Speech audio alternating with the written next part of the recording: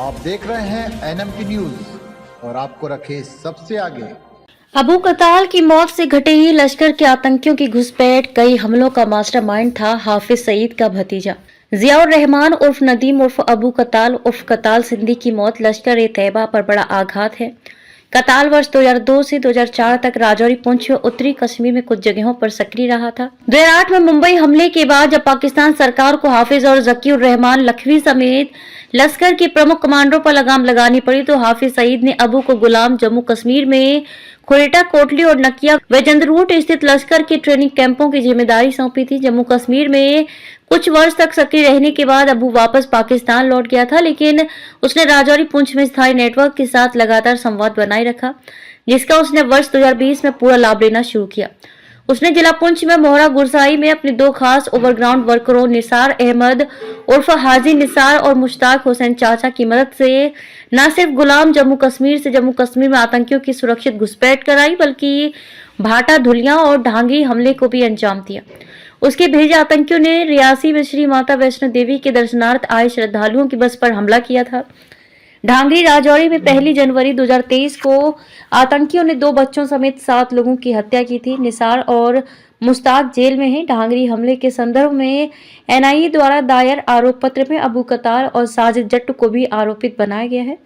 Jammu Kashmir police के एक वरिष्ठ अधिकारी ने अपना नाम न छापे जाने की शर्त पर बताया कि अबू लश्कर के उन कमांडरों में शामिल था जिन्हें हाफिज, लखवी, मकई जैसे कमांडरों के बाद दूसरी पंक्ति में अग्रणी माना जाता है। हाफिज ने गुलाम जम्मू कश्मीर, सिंध और पाकिस्तानी पंजाब में लश्कर के महत्वपूर्ण ट्रेनिंग कैंपों की जिम्मेदारी अपने दामाद वलीद के बाद अगर किसी को सौंपी है तो वो है अबू कताल सिंधी उर्फ जियाउर रहमान को ही सौंपी। इससे उसकी हैसियत का अंदाजा लगाया जा सकता है। बीते 5 वर्ष के दौरान लश्कर के पकड़े गए आतंकियों, ओवरग्राउंड वर्करों ने पूछताछ में कताल, लंगरियाल, जट्ट, कासिम, खालिद जैसे कमांडरों का नाम लिया है, जिससे पता चलता है कि यही हाफिज के आतंकी खेल को आगे बढ़ा रहे हैं। TRF के हैंडलरों की जो बातचीत रिकॉर्ड की गई है उसमें भी सज्जाद के बाद अबू का नाम कई बार आया है। इसलिए उसकी मौत से राजौरी, पुंछ में जहां लश्कर के आतंकियों की घुसपैठ व गतिविधियों में कमी आना तय है। 1 मार्च 2022 IC-814 विमान के अपहरणकर्ताओं में शामिल JS कमांडर आतंकी मिस्त्री जहूर उर्फ जाहिद अखून की कराची में हत्या। 19 सितंबर 2022 भारत में आतंकी व अलगाववादी गतिविधियों में लिप्त आतंकी हैंडलर मोहम्मद लाल की नेपाल के काठमांडू में हत्या। 20 फरवरी 2023 रावलपिंडी में हिजबुल के इम्तियाज आलम उर्फ बशीर अहमद पीर के अज्ञात बंदूकधारियों ने हत्या कर दी थी। वह कश्मीर में आतंकी गतिविधियों को अंजाम देने में जुटा था। 22 फरवरी 2023 जम्मू कश्मीर में IS का नेटवर्क मजबूत करने में जुटे एजाज अहमद अहंगर की काबुल में हत्या कर दी गई। वह अफगानिस्तान में बसा हुआ था कि इन सरकार ने उसे 4 जनवरी को मोस्ट वांटेड आतंकी की सूची में शामिल किया था। 1996 में कश्मीर की जेल से छूटने के बाद से वह फरार था। माना जा रहा है कि तालिबान ने उसकी हत्या कर दी। 26 फरवरी 2023 कराची में अलबदर के पूर्व कमांडर सैयद खालिद राजा की हत्या। वह जम्मू कश्मीर का अलबदर का कमांडर रह चुका था।